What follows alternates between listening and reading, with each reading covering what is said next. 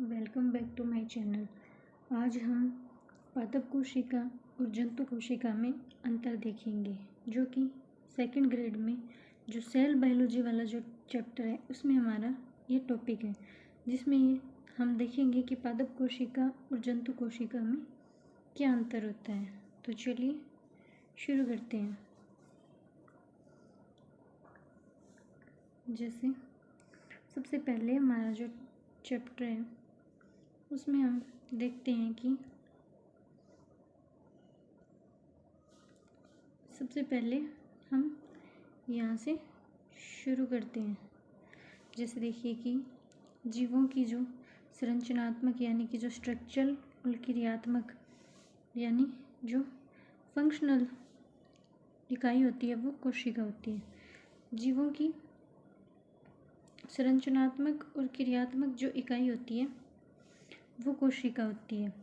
फिर दूसरा पॉइंट है कि कोशिका का जो अध्ययन होता है, जिसमें हम कोशिका के बारे में पढ़ते हैं, कोशिका के अंगों को, उसमें जो क्या क्या प्रक्रियाएं होती है उसको देखते हैं। तो कोशिका का अध्ययन है वो साइटोलॉजी कहलाता है। फिर रॉबर्ट हुक ने 1665 में कोरक, जो एक लकड़ी का टुकड़ा होता है, उसमें मृत कोशिका यानी कि डेड सेल की खोज की थी। इन्होंने जो कोरक सेक्शन है, जो लकड़ी का टुकड़ा था, उसमें मधुमक्खी के छत्ते जैसे मधुमक्खी का जो छत्ता होता है ना, उसमें वो ऐसे कोष्ठक से बने हुए होते हैं, वैसे ही कोष्ठक रूपी संरचना को देखा और इस संरचना को रॉबर्ट हुक ने सेलुला नाम दिया। फिर आगे हम देखें तो रॉबर्ट हुक ने जो सेलुला नाम दिया और फिर रॉबर्ट हुक ने क्या किया कि जो इसकी पुस्तक थी रॉबर्ट हुक की, उसका नाम था माइक्रोग्राफिया उसकी पुस्तक का नाम था, जिसमें उसने कोशिका और उसके जो चित्र बने उसका उल्लेख किया। फिर सबसे जो छोटी कोशिका होती है उसको हम बोलते हैं माइकोप्लाज्मा। जो सबसे छोटी कोशिका है उसको हम बोलते हैं माइकोप्लाज्मा या फिर पीपीएलओ। पीपीएलओ का पूरा नाम होता है प्लूरोनिमोनिया लाइक ऑर्गेनिज्म। इसको हम बोलते हैं, ये जैसे निमोनिया के जैसे छोटे छोटे जीव होते हैं, इसलिए हम इसको पीपीएलओ बोलते हैं। फिर उसके बाद है अलग की गई जो सबसे बड़ी कोशिका होती है। सबसे जो बड़ी कोशिका होती है वो होती है शुतुरमुर्ग का अंडा। शुतुरमुर्ग जो जानवर होता है उसका अंडा है वो सबसे बड़ी कोशिका होती है। फिर उसके बाद है जो सबसे लंबी कोशिका जो होती है,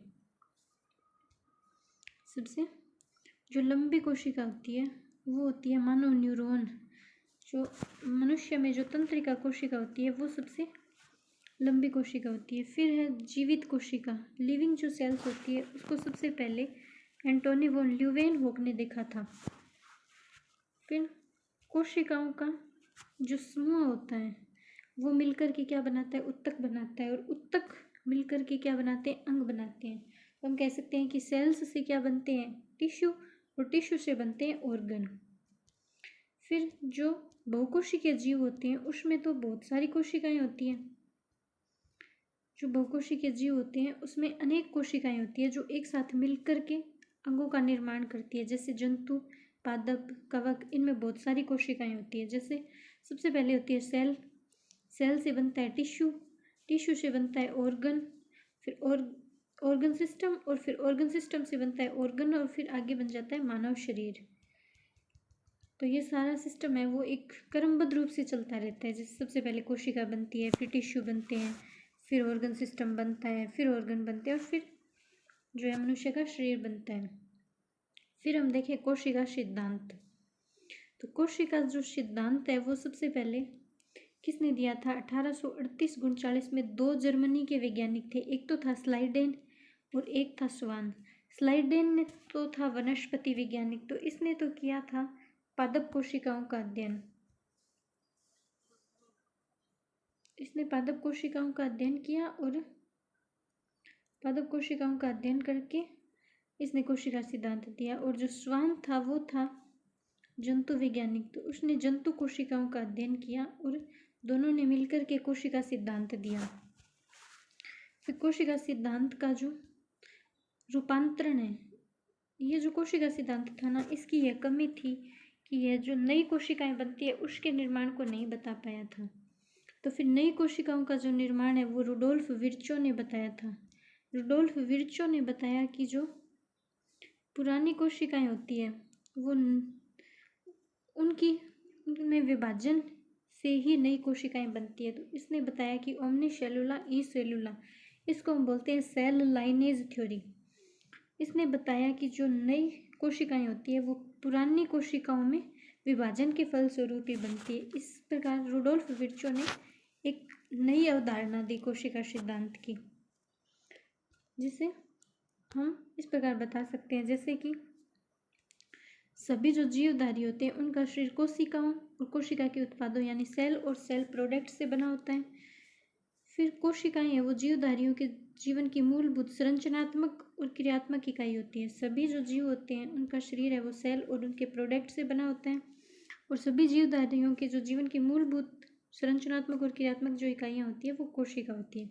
फिर प्रत्येक जो जीव होता है उसकी उत्पत्ति ही एक कोशिका से ही होती है, और जो जीव में जो आनुवंशिक गुण होते हैं जैसे उसका डीएनए हो गया, आरएनए हो गया, ये सब है वो एक कोशिका में ही पाए जाते हैं।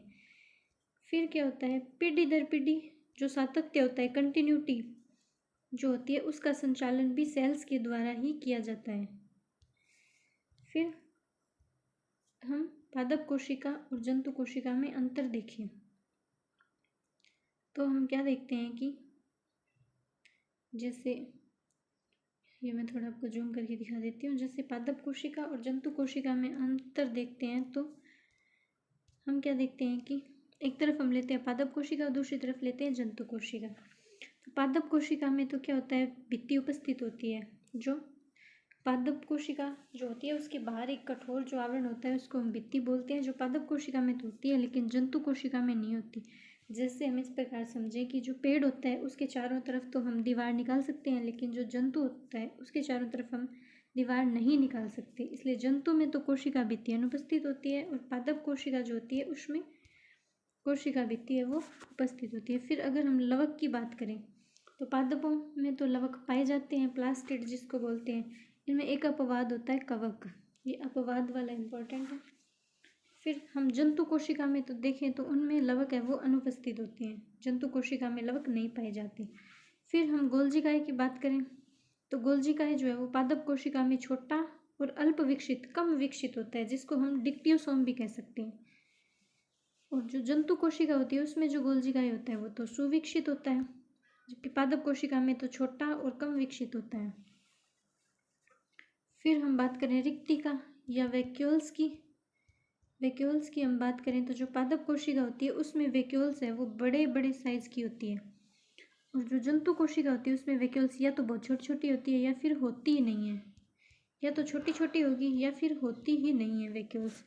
फिर अगर हम तारककाय की बात करें सेंट्रोसोम की, तो वो पादप कोशिका में तो तारककाय नहीं पाया जाता, लेकिन जो जंतु कोशिका होती है उसमें सेंट्रोसोम या तारककाय है वो पाया जाता है। और तारककाय कैसी संरचना होती है, कार्ट व्हील यानी कि बैलगाड़ी का जो पहिया होता है उसके जैसी संरचना होती है। जैसे बैलगाड़ी का पहिया होता है ना, इसमें एक ऐसे ताड़ियाँ सी बनी हुई होती है, वैसे सेंट्रोसोम की संरचना होती है बैलगाड़ी के पहिए की जैसी।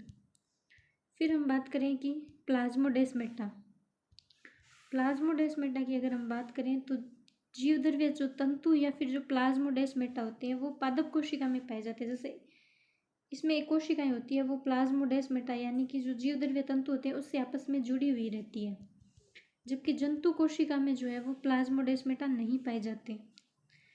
फिर पादप कोशिका में जो संचित भोजन होता है, पत्तियां जो भोजन बनाती है वो एक्स्ट्रा भोजन संचित होता है वो स्टार्च के रूप में होता है, लेकिन जंतु कोशिका में जो संचित भोजन होता है वो ग्लाइकोजन के रूप में होता है, स्टार्च के रूप में नहीं होता। या तो ग्लाइकोजन के रूप में या फिर वसा के रूप में होता है, स्टार्च के रूप में नहीं होता। हम आपको इनके डायग्राम से और थोड़ा बता देती हूँ। तो जैसे ये डायग्राम हो गया अपना पादप कोशिका का जो डायग्राम है इसमें हम देखते हैं तो पादप कोशिका में ये हो गई रिक्तिका, जो बड़ी रिक्तिका होती है। रिक्तिका बड़ी होने के कारण इसका जो केंद्रक है वो परिधि की तरफ खिसक जाता है, बीचों बीच में नहीं होता। फिर इसमें खुरदरी अंतःप्रदर्वी जालिका भी पाई जाती है, लवक भी पाए जाते हैं, गोल्जी उपकरण भी पाए जाते हैं, केंद्र के चारों ओर झिल्ली भी पाई जाती है, प्लाज्मा झिल्ली भी होती है और कोशिका भित्ति भी होती है। फिर माइटोकॉन्ड्रिया भी होते हैं, राइबोसोम होते हैं, हरित लवक होते हैं क्योंकि इनमें भोजन बनाना होता है, कोशिका द्रव्य पाया जाता है और चिकनी और खुरदरी अंतर्द्रव्य जालिका दोनों पाई जाती है, लाइसोसोम भी पाए जाते हैं। ये इतने सारे कोशिकांग हैं वो पादप कोशिका में पाए जाते हैं। इसको आप डायग्राम से अच्छे से देख सकते हैं और समझ सकते हैं। फिर इसके बाद मैं आपको जंतु कोशिका का भी डायग्राम दिखा देती हूँ। ये देखिए, इसमें भी मैं आपको दिखाऊँ, जैसे सीलिया फ्लैजिला वगैरह जो सूक्ष्म अंकुर होते हैं वो भी होते हैं, जीवद्रव्य झिल्ली होती है, एक तारक काय होता है जो जंतु कोशिका और पादप कोशिका में अंतर भी करता है। फिर इसमें प्रोक्सिसोम भी होते हैं, लाइसोसोम होते हैं जिसमें हाइड्रोलाइटिक एंजाइम पाए जाते हैं, राइबोसोम होते हैं, माइटोकॉन्ड्रिया होती है, खुरदरी अंतःप्रदर्वी जालिका होती है, केंद्रक एकदम बीच में होता है क्योंकि इसमें रिक्तिका या तो होती नहीं है या फिर बहुत छोटी होती है, इसलिए केंद्रक एकदम बीच में होता है, केंद्रिका भी होती है, केंद्र के बाहर आवरण होता है, फिर चिकनी अंतःप्रदर्वी जालिका होती है, गोल्जी उपकरण होता है। ये सारे के सारे जो ऑर्गन है वो जो कोशिकांग है वो आप स्पष्ट रूप से देख सकते हैं, एकदम स्पष्ट डायग्राम है वो आपके सामने बनाया हुआ है। ये देखिए, बिल्कुल आप इसको जूम करके अच्छे से देख सकते हैं। तो मैंने पूरी कोशिश की है कि आपको अच्छे से समझ में आए और बिल्कुल शॉर्ट में आपको समझाएं। अगर वीडियो अच्छा लगा है तो चैनल को सब्सक्राइब कीजिए, वीडियो को लाइक कीजिए और नेक्स्ट वीडियो किस टॉपिक पे बनाया जाए उस पर कमेंट करके ज़रूर बताइएगा। धन्यवाद।